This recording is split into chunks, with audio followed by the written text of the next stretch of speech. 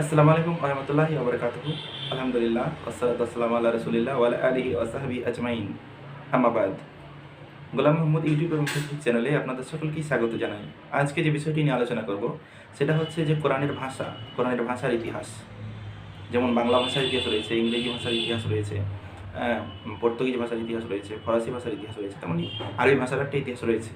তো আরবি ভাষার ইতিহাস নিয়ে আজকে আলোচনা হবে এবং মুফাসসিল ইসলামের যে আর একটা আর্গুমেন্ট ফেস করেছে, সে একটা অভিযোগ করেছে ইসলামের ওপরে যে ইসলামের কোরআনে নাকি অনেকগুলো ভাষার প্রভাব রয়েছে। কোরআনের সুরায়, কোরআনের সুরাতে, বিভিন্ন সুরাতে, সব সুরাতে নয়, কয়েকটা সুরাতে অ্যারামাইক ভাষার প্রভাব রয়েছে, তারপরে হিব্রু ভাষার প্রভাব রয়েছে, তারপরে সিরিয়ান ভাষার প্রভাব রয়েছে, তারপরে গ্রিক ভাষার প্রভাব রয়েছে, অ্যারামাইক, হিব্রু, এগুলোর প্রভাব রয়েছে। তো কেন থাকবে? আল্লাহ তো আরবি ভাষাতে কোরআনকে নাজিল করেছে, তো কেন এই সমস্ত ভাষার প্রভাব থাকবে? তো তার একটা হাস্যকর অভিযোগ, এটার আমরা জবাব দেবো। তো আসুন আলোচনায় অগ্রসর হওয়া যাক। এবং তার আরেকটা অভিযোগ হচ্ছে যে যে এই সমস্ত কোরআনের এই সমস্ত সূরাগুলো তাহলে ওই সিরিয়া থেকে এসেছে। সিরিয়ার প্রভাব রয়েছে যেহেতু এর ভাষার উপরে, এই সূরার ভাষার উপরে, সেহেতু এই সূরাটা হচ্ছে সিরিয়া থেকে এসেছে। ইসলাম মক্কা মদিনা থেকে আসেনি, ইসলাম সিরিয়া থেকে এসেছে, পেট্রা থেকে এসেছে। কারণ সে সমস্ত ভাষার প্রভাব এখানে রয়েছে, সে কারণেই এই সমস্ত ভাষার প্রভাব থাকার কারণে নাকি সেই সমস্ত সূরাগুলো সেখান থেকে এসেছে এবং মক্কা মদিনায় ইসলামের কোনো অস্তিত্ব ছিল না। তো যাই হোক, তার এই সমস্ত হাস্যকর যুক্তি এবং তথ্যের আমরা দলিল ভিত্তিক আমরা জবাব দেবো, যুক্তি এবং প্রমাণ পেশ করব এবং অনেক তথ্য উপাত্ত নিয়ে আলোচনা করব। তো দেখতে থাকুন, আশা করি আপনাদের সকলেরই উপকারে আসবে। আসসালামু আলাইকুম ওয়া রাহমাতুল্লাহি ওয়া বারাকাতুহু। তো মুফাসসিল ইসলামের আরও একটি অভিযোগ হচ্ছে ইসলামের উপরে যে কোরআনে যে সমস্ত সূরা রয়েছে, তো সেই সমস্ত সূরা কিছু কিছু সূরাতে, অর্থাৎ কোরআনে যতগুলো সূরা রয়েছে তার মধ্যে কোনো কোনো সূরায় অন্যান্য ভাষার প্রভাব রয়েছে। যেমন সিরিয়ান ভাষার প্রভাব রয়েছে, যেমন আরামাইক ভাষার প্রভাব রয়েছে, তারপরে রয়েছে হিব্রু ভাষার প্রভাব, তারপরে রয়েছে গ্রিক ভাষার প্রভাব, অ্যারামাইক ভাষার প্রভাব। তো এই যে বিভিন্ন ভাষার প্রভাব রয়েছে বিভিন্ন সূরাতে কোরআনের, তো তার দাবি হচ্ছে যে এই সমস্ত মানে সূরাগুলো নাকি সেখানে রচনা করা হয়েছে। অর্থাৎ সিরিয়ান যে সমস্ত প্রভাব রয়েছে যে সমস্ত সূরাতে, সে সমস্ত সূরা নাকি সিরিয়ায় রচনা হয়েছে, বা যে সমস্ত সূরা এতে রচনা হয়, হিব্রু প্রভাব রয়েছে সে সমস্ত নাকি এতে জেরুজালেমে রচনা হয়েছে। তারপরে যে সমস্ত সূরা গ্রিক প্রভাব রয়েছে সে সমস্ত সূরা নাকি গ্রিক থেকে এসেছে। এই হচ্ছে একটা দাবি। আরেকটা দাবি বা অভিযোগ হচ্ছে যে তার আরেকটা কথা যে আল্লাহ তো কোরআনে কারিমের মধ্যে বলেই দিয়েছেন যে আমি তো কোরআনকে আরবি ভাষায় নাজিল করেছি। তো কেন এই কোরআনের মধ্যে এই সমস্ত সমস্ত সূরায় কেন এই ভাষাগুলো থাকবে? কেন অ্যারামাইক ভাষা ব্যবহৃত হবে? কেন ফরাসি ভাষা ব্যবহৃত হবে? বা কেন হিব্রু ভাষা ব্যবহৃত হবে? বা কেন গ্রিক ভাষা ব্যবহৃত হবে? বা প্রভাব কেন পড়বে? কারণ আল্লাহ তো বলে দিয়েছেন কোরআনের মধ্যে যে কোরআনকে আমি আরবি ভাষায় অবতীর্ণ করেছি যাতে সেখানকার মানুষজন সেটা বুঝতে পারে। তো কেন তাহলে এই সমস্ত ভাষাগুলোর প্রভাব রয়েছে? তো প্রথম দাবি হচ্ছে যে তার দাবি যে এই সমস্ত সূরাগুলো নাকি যে সমস্ত স্থানের নাম আমি বললাম, তো সে সমস্ত স্থান থেকে নাকি এসছে এই সমস্ত সূরা। কারণ সেই সমস্ত ওয়ার্ড সেখানে ইউজ হয়েছে সে সমস্ত সূরায় বা সে সমস্ত সূরার বাক্যে। তো যাই হোক, আর একটা দাবি হচ্ছে আল্লাহ বলেছেন যে কোরআনকে আমি আরবি ভাষায় অবতীর্ণ করেছি। তো কেন এটা বলা, মানে কেন অন্যান্য ভাষার প্রভাব এখানে থাকবে? খুবই সুন্দর একটা চমৎকার প্রশ্ন। যাই হোক, আমরা এটার টিট ফর ট্যাট অ্যান্টিভেনাম জবাব আমরা দেব ইনশাআল্লাহ। তো তার যে অভিযোগগুলো করেছে মুফাসসিল ইসলাম, এটা তার ভাষা সম্পর্কে একটা অজ্ঞতা এবং মূর্খতা। ভাষা সম্পর্কে তার কোনো জ্ঞানই নেই। আমি গোলাম মোহাম্মদ, আমি বাংলা ভাষায় অনার্স করেছি এবং মাস্টার ডিগ্রি করেছি, এবং আমি বাংলা ভাষার ছাত্র। বাংলা ভাষাসহ বিভিন্ন ভাষার উপর আমার পড়াশোনা রয়েছে এবং বিভিন্ন ভাষা চর্চা আমি করি। বিভিন্ন ভাষার উপর আমার দক্ষতা রয়েছে। তো বিভিন্ন ভাষা নিয়ে আমি পড়াশোনা করেছি এবং বিভিন্ন আমি বইপত্র ঘাঁটাঘাঁটি করেছি। শুধু যে বাংলাই নিয়ে পড়া, বাংলা ভাষা নিয়ে পড়াশোনা করলে যে বাংলা সম্পর্কে জানবো আর কোনো ভাষা সম্পর্কে জানবো না, এটা কিন্তু নয় ভাই। তো আমরা জানি যে বাংলা ভাষার যদি আমরা ইতিহাস দেখতে যাই, তাহলে জানবো যে আমরা যে ইন্দো ইউরোপীয় ভাষা বংশ থেকে সমস্ত ভাষা এসছে। ইন্দো ইউরোপীয় থেকে অনেকগুলো ভাষা বংশের যেমন সৃষ্টি হয়েছে, যেমন ইন্দো ইরানীয়, তারপরে আলবানীয়, আর্মেনীয়, বাল্তস্লাভিক, তারপরে Greek, Italic, Germanic, Teutonic, Celtic, তোখারীয়, হিত্তীয় ইত্যাদি। তো এই যে গ্রিক ভাষা, যেখানে বললাম ইন্দো ইউরোপীয় ভাষা বংশ থেকে গ্রিক ভাষা এসছে। তো এই গ্রিক থেকে পরে হিব্রু এবং তারপরে আপনার হয়েছে এই যে অ্যারামাইক ভাষা বা বিভিন্ন ভাষার উৎপত্তি হয়েছে এভাবে। তো বাংলা ভাষার যারা ইতিহাস জানেন তারা জানে যে ইন্দো ইউরোপীয় ভাষা বংশ থেকে বের হয়েছে ইন্দো ইরানীয় আর্য, তারপরে প্রাচীন ভারতীয় আর্য, আর তার শাখা প্রশাখাগুলো আমি বলছি না, প্রাচীন ভারতীয় আর্য, তারপরে সাহিত্যিক রূপ বা ছান্দস রূপ যেটা আছে সেটাতে বেদ রচনা হয়েছে। এখান থেকে আরেকটা যে বিষয় ক্লিয়ার হয় যে প্যালিওগ্রাফি, এটাও কিন্তু প্যালিওগ্রাফির সাহায্যেই এই সমস্ত ভাষাকে নির্ণয় করা হয়েছে যে বেদের ভাষা। বেদের কিন্তু কোনো প্রাচীন ম্যানুস্ক্রিপ্ট নাই। 1500 খ্রিস্টাব্দের পূর্বে, 1500 খ্রিস্টাব্দ বেদ দাবি করা হয়, খ্রিস্টপূর্বাব্দে নাকি বেদ রচনা হয়েছে। তো এটা কিন্তু এর কোনো পাণ্ডুলিপি নাই, এর কোনো ম্যানুস্ক্রিপ্ট নাই। 1500 খ্রিস্টাব্দের আগের কোনো মানে এই যে 1500 খ্রিস্টাব্দ এরও কোনো, তার আগেরও কোনো ম্যানুস্ক্রিপ্ট আমরা বেদের পাই না। কিন্তু বেদ কীভাবে দাবি করা হচ্ছে, আপনি যে কোনো ডকুমেন্টস উঠিয়ে নেন, সেখানে দাবি করা হয় যে বেদ হচ্ছে খ্রিস্টপূর্বের রচনা। তো এই প্যালিওগ্রাফিক অর্থাৎ পুরালেখবিদ্যার মাধ্যমেই জানা গিয়েছে যে বেদ হচ্ছে ছান্দস ভাষায় রচিত, যা প্রাচীন ভারতীয় আর্য ভাষারই একটা রূপ। তো প্রাচীন ভারতীয় আর্য ভাষার যে সাহিত্যিক রূপ সেটা হচ্ছে বেদ। তো বেদের কোনো প্রাচীন পাণ্ডুলিপি নাই, এটা প্যালিওগ্রাফিকভাবে প্রমাণিত বা পুরালেখবিদ্যার মাধ্যমে এটা প্রমাণিত যে বেদ হচ্ছে 1500 খ্রিস্টপূর্বে লেখা হয়েছে বেদ। তো এই যে প্রাচীন ভারতীয় আর্যের যে দুটা রূপ, একটা হচ্ছে সাহিত্যিক রূপ আর একটা হচ্ছে কথ্য রূপ। তো কথ্য রূপ থেকে 4টে শাখা বেরিয়েছে, প্রাচ্য, দিচ্য, মধ্যদেশীয় এবং দাক্ষিণাত্য। এবং প্রাচ্য থেকে এই যে কথ্য রূপের এই যে প্রাচ্য মধ্যে এবং প্রাচ্যা থেকে মাগধী প্রাকৃত, মাগধী অপভ্রংশ অবহট্টট, তারপরে দুটো শাখা পশ্চিমা পূর্বী থেকে এসেছে বঙ্গ, অসমিয়া, ওড়িয়া। এবার বঙ্গ, অসমিয়া থেকে এসেছে বাংলা আর অসমিয়া। তো বাংলারও এখন আবার অনেকগুলো ভাগ হয়ে গেছে, বাংলার বিভিন্ন উপভাষা রয়েছে। তো এই একই জিনিসটা ঘটেছে আরবির সাথেও। এই যে গ্রিক থেকে ইন্দো ইউরোপীয় ভাষা বংশ থেকে এসেছে গ্রিক ভাষা, এই গ্রিক ভাষা থেকেই তো আরবি ভাষা যদি আমরা দেখি তাহলে কিন্তু দেখতে পাবো যে আরবি ভাষা যে সেমেটিক ভাষা পরিবারের জীবন্ত একটি সদস্যগুলির বৃহত্তম। সেমেটীয় যে ভাষাগুলো রয়েছে সেই ভাষাগুলোর মধ্যে একটা জীবন্ত, যেটা গ্রিক থেকে যে সমস্ত ভাষাগুলোর উৎপত্তি হয়েছিল গ্রিসের দিক থেকে। তো এটা হচ্ছে সেমেটিক ভাষা পরিবারের একটা জীবন্ত সদস্যগুলির মধ্যে বৃহত্তম, এবং এটি একটি কেন্দ্রীয় সেমেটিক ভাষা, এবং হিব্রু ও আরামীয় ভাষার সাথে এ ভাষার ঘনিষ্ঠ একটা সম্পর্ক আছে।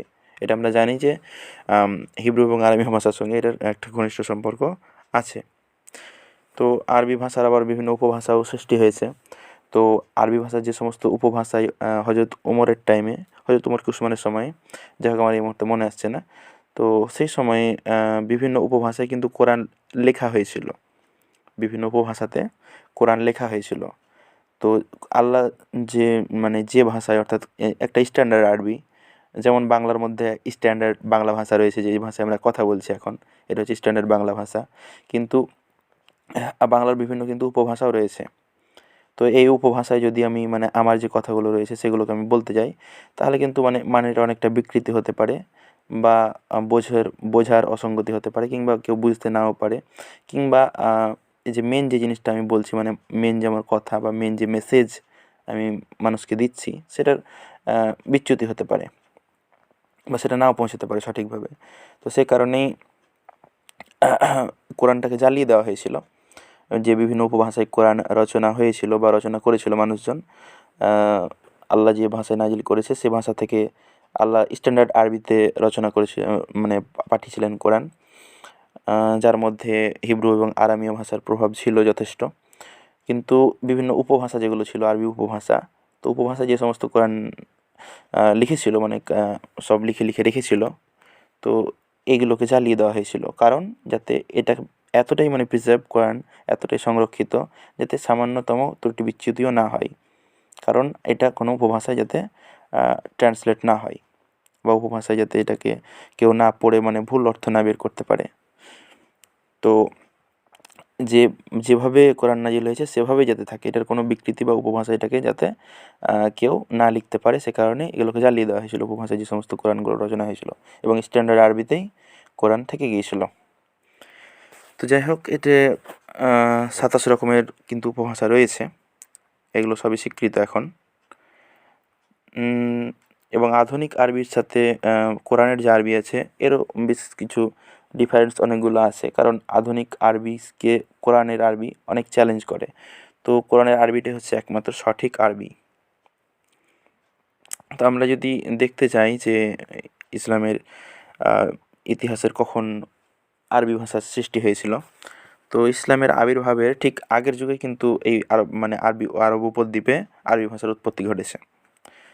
তো প্রাক ইসলামের যে সমস্ত কবিরা রয়েছে তারা আরবি ভাষা ব্যবহার করতেন, তা ছিল অতি উৎকৃষ্ট মানের। তাদের লেখা কবিতা মূলত মুখে মুখে প্রচারিত ও সংরক্ষিত হতো, কিন্তু আরবি ভাষাতে সহজে বিজ্ঞান ও শিল্পের প্রয়োজনে নতুন নতুন শব্দ ও পরিভাষা তৈরি করা যেত, এবং আজকেও তা করা যায়। উইকিপিডিয়া সোর্স অনুযায়ী আজকেও সেটা করা যায়, তখনও যেত এবং আজকেও করা যায়। কিসের জন্য করা যায় না ভাই? আরবি ভাষাতে বিজ্ঞান ও শিল্পের প্রয়োজন। তো আল্লাহ সুবহানাহু ওয়া তাআলাও তিনি কি করেছেন, আরবির সৌন্দর্যটাকে বিশেষ করে ফুটিয়ে তোলার জন্য, বা মানুষকে বোঝানোর জন্য, বা অ্যাকচুয়াল যে মিনিংটা আল্লাহ তাআলা বোঝাতে চাইছেন সেই মিনিংটাকে ফুটিয়ে তোলার জন্য বিভিন্ন ভাষা, যেমন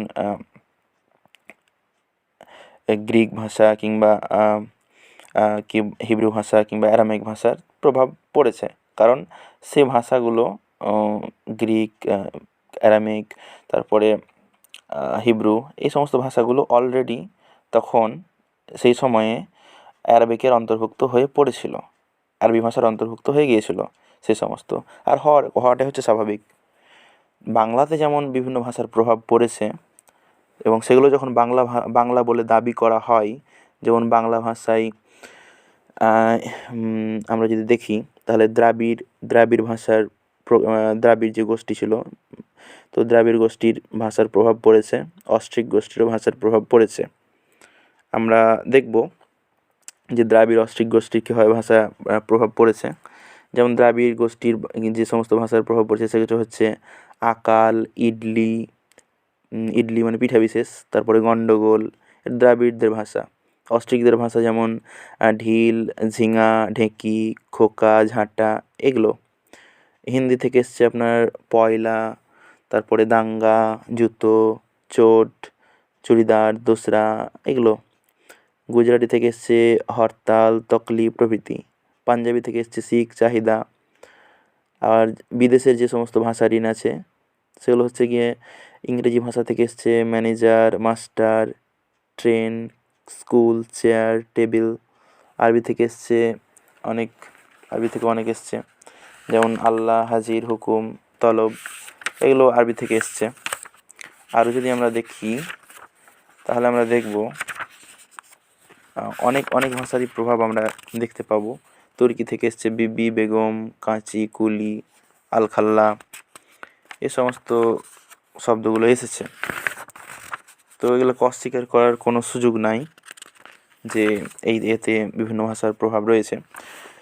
তারপরে আরও গাদা ভাষার মানে জাপানি, যেমন রিক্সা, হাসুন, হানা ইত্যাদি এসছে। তারপরে চীনা থেকে এসেছে চা, লিচু, তারপরে চিনি, কাগজ। তারপরে আপনার পর্তুগিজ থেকে এসেছে আতা, আনারস, জানালা, তোয়ালে, চাবি, পাউরুটি, আলমারি, আলপিন, পেরেক, মিস্ত্রি, বালতি, বেহালা।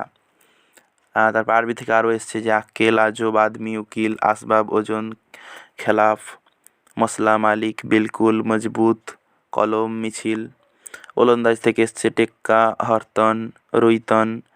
স্প্যানিশ থেকে এসছে গেরিলা, নিগ্রো। ফরাসি থেকে এসছে আইন, আদালত, দলিল, দরবার, বাদশাহ, সরকার, সেপাই, দরবেশ, মহরম, আল্লাহ, কাবা, এলেম, সেতার, আয়না, কাগজ, গোলাপ, বরফি, ময়দা, মশলা, মিশ্রি, জামা, আসমান, জানোয়ার প্রভৃতি। ইতালীয় থেকে আপনার এসেছে কোম্পানি, পার্ক, ম্যালেরিয়া ইত্যাদি। বর্মি থেকে এসেছে আগত যে সমস্ত শব্দ আছে সেগুলো হচ্ছে লুঙ্গি, ঘুগনি, এগুলো। চীন থেকে এসেছে চা, লিচু, এগুলো বললাম। তিব্বতি থেকে এসেছে লামা। তারপর জাপানি থেকে এসেছে রিক্সা। ইংরেজি থেকে এসেছে chair, table, university, economics, ticket, school, bench, office, George, peon, police, বাক্স, পেন্সিল, টেলিফোন, টেলিগ্রাফ, ট্রেন, বাস, মাস্টার, হাইকোর্ট। তো এতগুলো যে আমি বললাম যে এগুলো, এই শব্দগুলো এসেছে, তো এই শব্দগুলো যদি কারো বুকের পাটা থাকে তাহলে অস্বীকার করুক আজকে যেগুলো বাংলা শব্দ নয়, এসেছে কিন্তু অন্য ভাষা থেকে। এই সমস্ত শব্দগুলো কিন্তু এসেছে বাংলা ভাষা থেকে। মিস্টার মোফাজ্জেল, আপনাকে বলছি, আপনি একবার অস্বীকার করে দেন যে এই সমস্ত ভাষাগুলো এখনকার সময়ে, বর্তমান সময়ে এগুলো বাংলা ভাষা নয়। বলেন, একবার অস্বীকার করে দেন।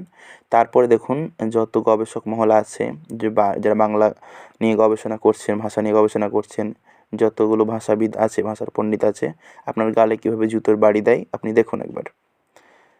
এই সমস্ত ভাষাগুলো এখন বর্তমানে বাংলা ভাষা বলেই স্বীকার করা হয়।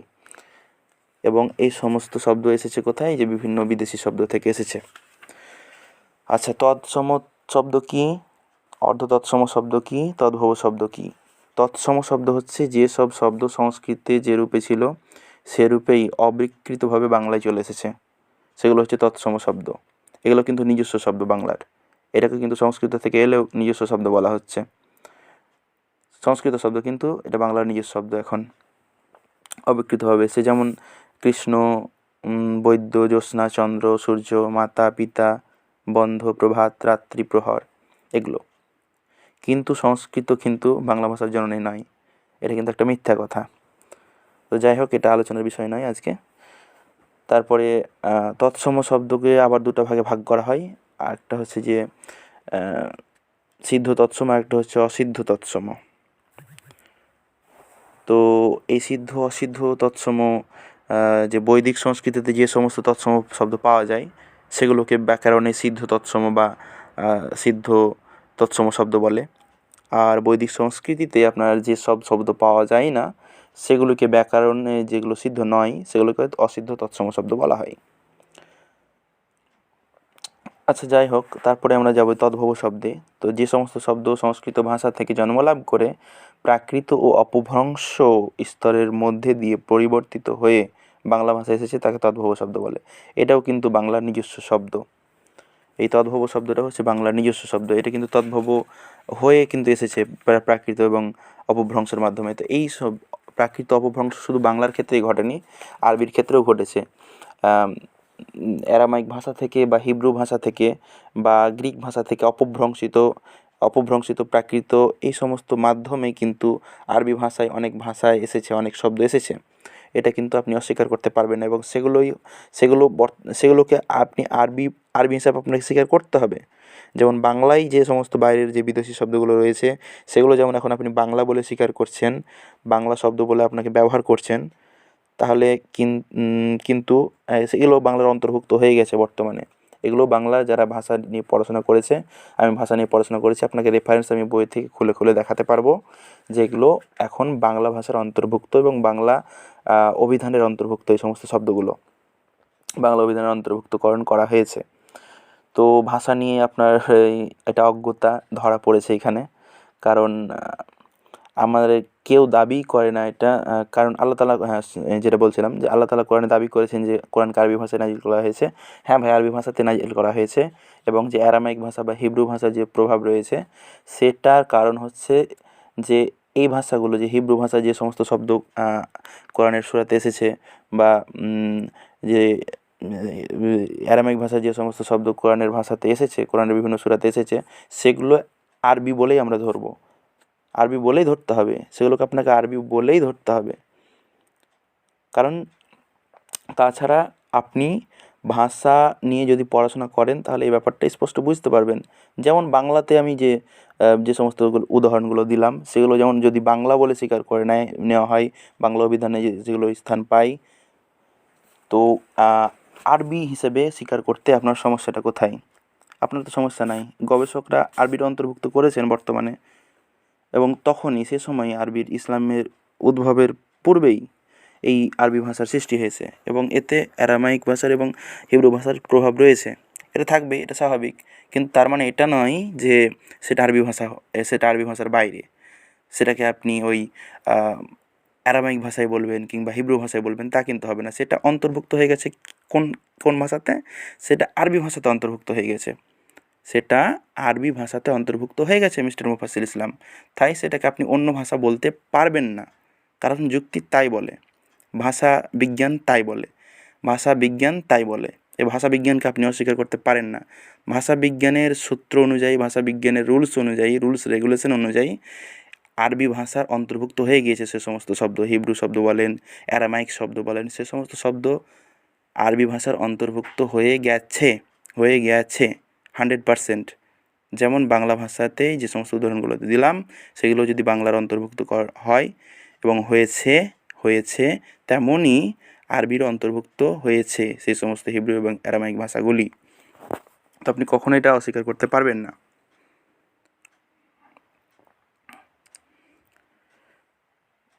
তো বাইজেন্টাইন গ্রিক ভাষা এবং ফার্সি ভাষা থেকেও ধার নিয়ে অনেক শব্দভাণ্ডার কিন্তু হয়েছিল 7ম শতাব্দীতে। আর ইসলামিক প্রচারকরা এই সমস্ত ভাষাকে কিন্তু অন্তর্ভুক্তকরণ করেছিলেন আরবি ভাষাতে। তো তাই গ্রিক প্রভাব রয়েছে এবং ফার্সি প্রভাবও রয়েছে আরবিতে। তো এটা কখনোই আপনি অস্বীকার করতে পারবেন না। এমনকি অনেক মিশ্র শব্দ বাংলাতে প্রয়োগ হয়েছে। যেমন বাংলা শব্দভাণ্ডারে যদি আমরা দেখি তাহলে অনেক, যেমন হাটবাজার, শাকসবজি, ধন দৌলত, এগুলো তো সব নবগঠিত শব্দ। হেড পণ্ডিত, ঠেলাগাড়ি, বেটাইম, বিজ্ঞাপন। তো আরবিতে আপনি দেখবেন যে সমস্ত শব্দগুলো অন্য ক্ষেত্রে মানে অন্য মিনিংয়ে ইউজ হতো, যেমন বিদাত কথাটা কিন্তু অন্য ক্ষেত্রে ইউজ হতো আরবিতে। প্রাচীন আরবিতে বিদাত কথাটা ছিল। তো বিদাতের মতনই আরও অনেক কথা আমার এই মুহূর্তে মনে আসছে না, আরও অনেক কথা অন্য ক্ষেত্রে ইউজ হতো। সে সমস্ত শব্দগুলোর মানে অর্থটা পাল্টে গেল। অর্থাৎ রাসূল সাল্লাল্লাহু আলাইহি সাল্লাম ইসলাম প্রচারের পরে, ইসলামের আবির্ভাবের পরে সেই সমস্ত শব্দগুলোর পরিভাষাই চেঞ্জ হয়ে গেল, সেই সমস্ত শব্দগুলোর অর্থই পাল্টে গেল। হয়তো বিদাত যে কোনো নতুন বিষয়কে বোঝানো হতো, এক উদাহরণের ক্ষেত্রে আমি বলছি। তো রাসূল সাল্লাল্লাহু আলাইহি সাল্লামের আসার পরে সেটার অর্থই পাল্টে গেল। তেমনি আরও বিভিন্ন শব্দ রয়েছে যেগুলোর অর্থ ইসলামের আসার পরে পাল্টে গেছে। ইসলামের আসার পরে বিভিন্ন অনেক উদাহরণ রয়েছে। আমি অনেক উদাহরণ দেখাতে পারবো আপনাকে বই খুলে যে ইসলাম আসার পরে এই সমস্ত অর্থগুলো যে অর্থ বোঝাতো কিন্তু ইসলাম আসার পরে অন্য অর্থ বোঝায়। এরকম অনেক ভুরি উদাহরণ আছে। আমরা যদি আরবি যাই যে আরবি কোরআনে কোন ভাষায় বলা হয়েছে, তো আরবিকে সাধারণত ধ্রুপদী আরবি বলা হয়। তো এই ধ্রুপদী আরবি, আধুনিক লেখ্য আরবি বা কথ্যচলিত আরবি, এই 3 শ্রেণীতে মানে বিভক্ত করা হয়েছে আরবিকে। তো ধ্রুপদী আরবি যেটা রয়েছে সেটা 6ষ্ঠ শতক থেকে প্রচলিত। এই 6ষ্ঠ শতক থেকে প্রচলিত এই ভাষাতেই কিন্তু কোরআন শরীফ লেখা হয়েছে, অর্থাৎ আল্লাহ অবতীর্ণ করেছেন।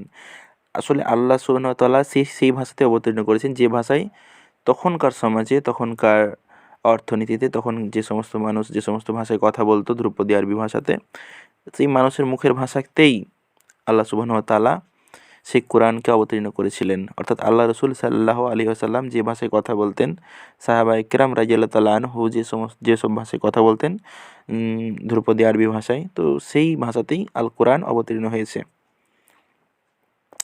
তো এই ভাষার দুজন কবির নাম না করলেই নয়। তারা হচ্ছেন যে আল আল মুতানাব্বি ও ইবনে খালদুন যার নাম। তো এনারা হচ্ছেন ধ্রুপদী আরবির বিখ্যাত কবি। তো আধুনিক লেখ্য আরবিতে আধুনিক শব্দ অনেক যোগ করা হয়েছে এবং অতি প্রাচীন শব্দগুলি বর্জন করা হয়েছে। কিন্তু এ সত্ত্বেও ধ্রুপদী আরবির সাথে এর পার্থক্য খুব একটা বেশি নয়। তো যাই হোক, এর লিখন পদ্ধতিও রয়েছে। তো এই যে লিপিগুলো আপনারা দেখতে পাবেন যদি যান প্রাচীন ম্যানুস্ক্রিপ্টগুলো থেকে। তো এর ব্যাপারে যদি আরও ডিটেলসে জানতে চান,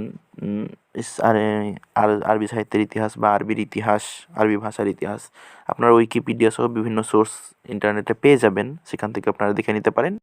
তো এই যে এখন এখন যে সমস্ত ভাষাগুলো আমরা দেখালাম, যে বাংলা ভাষা এবং আরবি ভাষার যে একটা তুলনামূলক আলোচনা আমরা করলাম, তো এখন ধরুন রবীন্দ্রনাথ ঠাকুর বাংলা ভাষায় তিনি কবিতা রচনা করেছেন,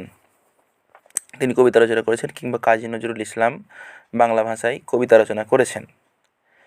তো ইনাদের ভাষাতে ধরেন পর্তুগিজ প্রভাব থাকবে, যে সমস্ত, অ্যাকচুয়ালি আমি বলতে চাইছি যে সমস্ত শব্দগুলো বাংলা ভাষায় এসেছে, বিদেশি শব্দ আমরা দেখলাম, অনেক বিদেশি শব্দ এসছে, অনেক তৎসম তদ্ভব শব্দ এসছে, অর্ধতৎসম, তো বিভিন্ন শব্দ এসছে। তারপরে অস্ট্রিক দ্রাবিড় গোষ্ঠীরও অনেক ভাষার প্রভাব রয়েছে বাংলাতে। তো আমরা যদি এখন বলি যে নজরুল ইসলাম যে কবিতাগুলো রচনা করে গিয়েছিলেন, তো এই সমস্ত তাদের রচনাকৃত কবিতা বা রবীন্দ্রনাথ ঠাকুরের রচনাকৃত কবিতা এখানকার নয়, বরং সেগুলো হচ্ছে পর্তুগিজের। কারণ কি? কারণ হচ্ছে এটাই যে পর্তুগিজ ভাষার প্রভাব রয়েছে এতে। কারণ কি? কারণ ইংরেজির প্রভাব রয়েছে। কারণ কি? কারণ ওলন্দাজের প্রভাব রয়েছে। কারণ কি? কারণ ফার্সির প্রভাব রয়েছে। কারণ কি? কারণ চীনার প্রভাব রয়েছে। এই যে বিভিন্ন, একটা হাস্যকর ব্যাপার, বিভিন্ন ভাষার প্রভাব রয়েছে বাংলাতে, এবং বিভিন্ন গোষ্ঠীর প্রভাব রয়েছে, এবং বিভিন্ন সংস্কৃতর যে প্রাচীন তৎসম তদ্ভব এগুলোর প্রভাব রয়েছে। অতএব এনারা কোনো বাঙালি কবি ছিলেন না, নজরুল ইসলাম কোনো বাঙালি কবি ছিলেন না, রবীন্দ্রনাথ কোনো বাঙালি কবি ছিলেন না, বরং এনারা পর্তুগিজ থেকে এসেছিলেন, এবং পর্তুগিজ থেকে এসে বা আরব থেকে এসে কিংবা ইংল্যান্ড থেকে এসে এনারা কবিতা রচনা করেছেন, বা এখানে ইংল্যান্ডে বসে বসেই তারা কবিতাগুলি রচনা করেছেন, কিংবা ফ্রান্সে বসে বসেই তারা কবিতাগুলো রচনা করেছেন, কিংবা হয় যে দেশের প্রভাব রয়েছে, অর্থাৎ কবিতার মধ্যে যে বাংলায় কবিতা রচনা হয়েছে, তো সেই বাংলাতে অর্থাৎ যে দেশের প্রভাব, যে দেশের শব্দগুলো আছে, যেমন সাপোজ নজরুল ইসলাম কিংবা রবীন্দ্রনাথ ঠাকুরের কবিতায়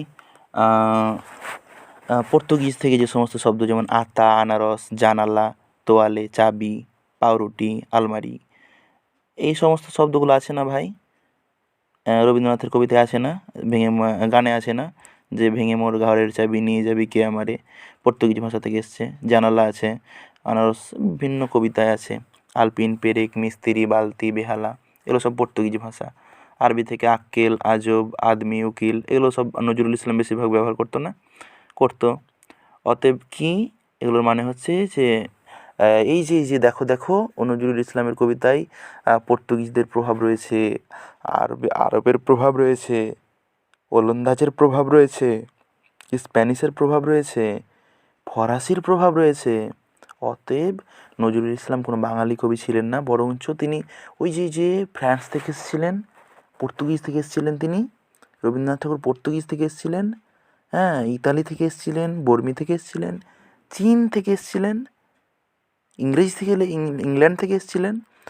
ওই জন্যই তো ওনাদের কবিতায় এই সমস্ত ভাষার প্রভাব রয়েছে, এই কারণেই তো রয়েছে, হ্যাঁ, এই কারণেই রয়েছে। কিন্তু মূর্খ জানে না যে এই ভাষাগুলো বাংলার অন্তর্ভুক্ত হয়ে গেছে, বাংলা অভিধানের, এবং সে কারণেই কবিরা এই ভাষাগুলোকে তাদের কবিতায় ব্যবহার করেছেন। মূর্খ জানে না এটা। তাই কোনো মূর্খই, কোনো পাগলই বলবে যে নজরুল ইসলাম ছিলেন ফ্রান্সের কবি, বা রবীন্দ্রনাথ ঠাকুর ছিলেন ফ্রান্সের কবি, 100 বছর পরে হোক, 200 বছর পরে হোক, কোনো মূর্খ এটা বলবে, কোনো মূর্খ হলেই এই দাবিটা করবে।